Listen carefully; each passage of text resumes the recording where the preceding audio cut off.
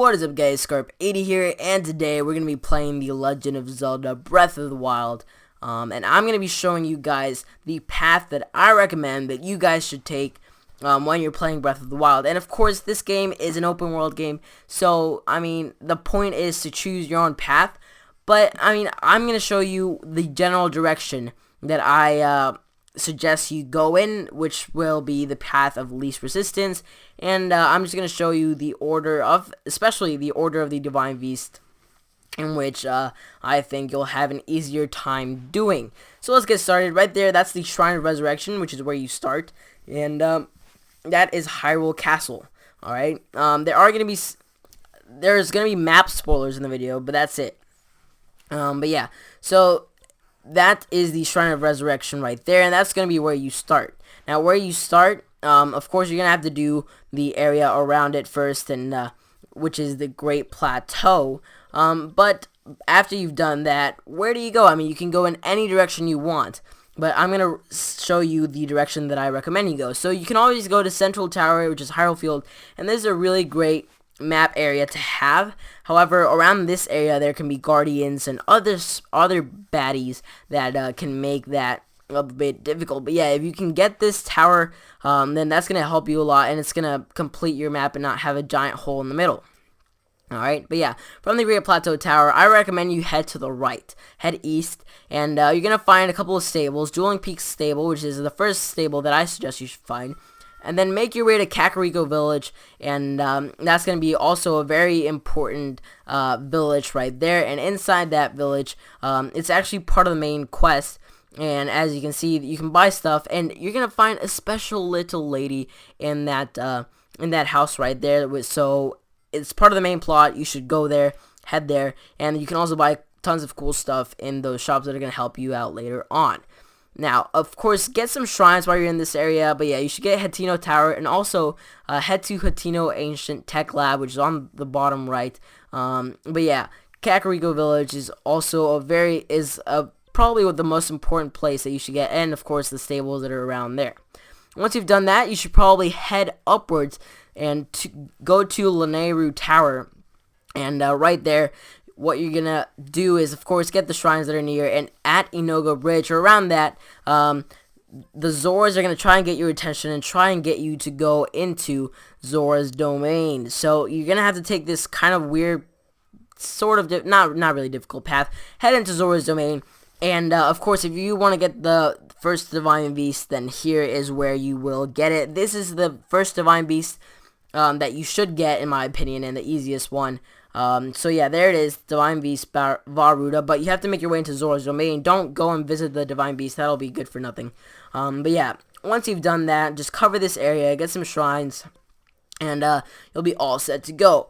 If you did well in Hateno Village, and did a couple of side quests, then you're going to get a quest called Tarrytown. So this is going to be very helpful if you start it early on, because it's a very long side quest. However, it will be worth it. Alright, it will be worth it. And if you don't know what this is, just Google or YouTube Tarrytown and see what it is and what it's going to get you, and how you can do all of that. So yeah, once you've done that, head up to Akala Ancient Tech Lab is what I suggest.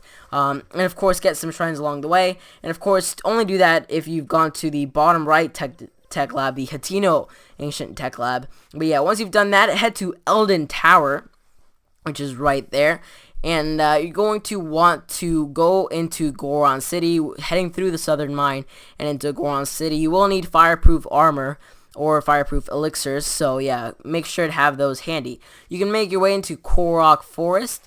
However, there is something special in there that you need 13 hearts for.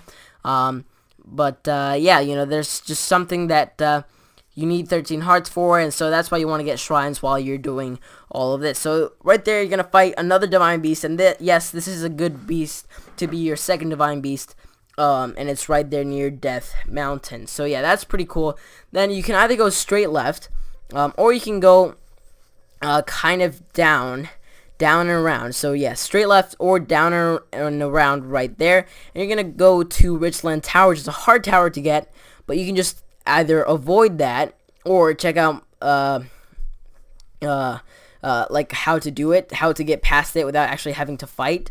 But yeah, I mean, it's kind of difficult to get. If you want to get into Korok Forest, it's kind of tricky to get in, but I mean, there's a catch to it, and it's quite fun actually. So you want to head to Hebra Tower, and I covered how to get to Hebra Tower in my video about how to farm infinite rupees, because here is the famous Pondo's Lodge, and that's where you're going to be able to farm infinite rupees. The video is in your top right now as we speak. So you can click on that if you want to get infinite rupees, and yes, that is going to be something that is going to be incredibly valuable as you're playing through this game. You can get so much stuff with rupees, arrows, armor, weapons, anything you want you can get with that. But yeah, once you do that, look at that Rito Village right there, where you will get your third divine beast, and of course get some shrines along the way as always.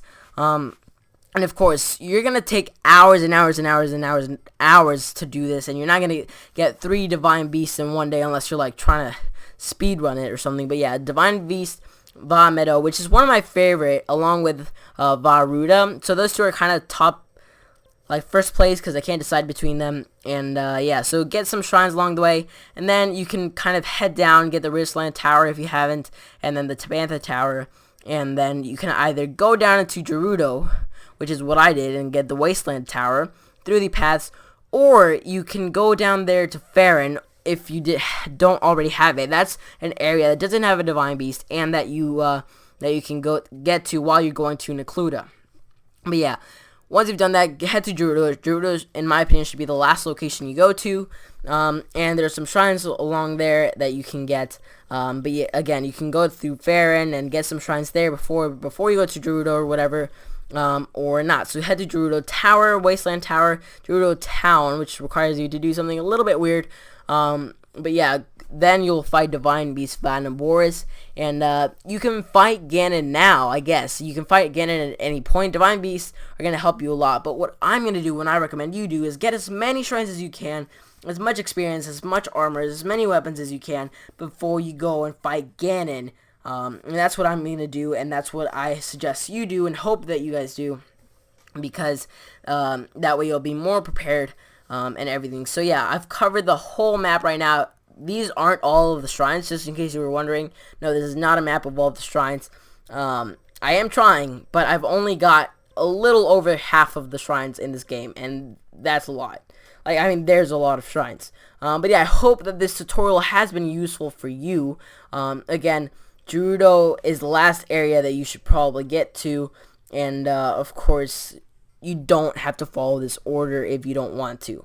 But yeah, thank you guys so much for watching. I hope that this helped. If you liked the video, it'll help me out a ton and help out other people that are having the same problems, that are heading accidentally into areas that are too hard for them, or that they can't figure out how to do. Because of course, the more experience you get, the better and the easier that this game will become. But yeah, thank you guys so much for watching. Check out the videos that are on the screen right now for more tutorials and other awesome information about this game. But yeah, thank you guys so much for watching, and once again, Scarp80 out.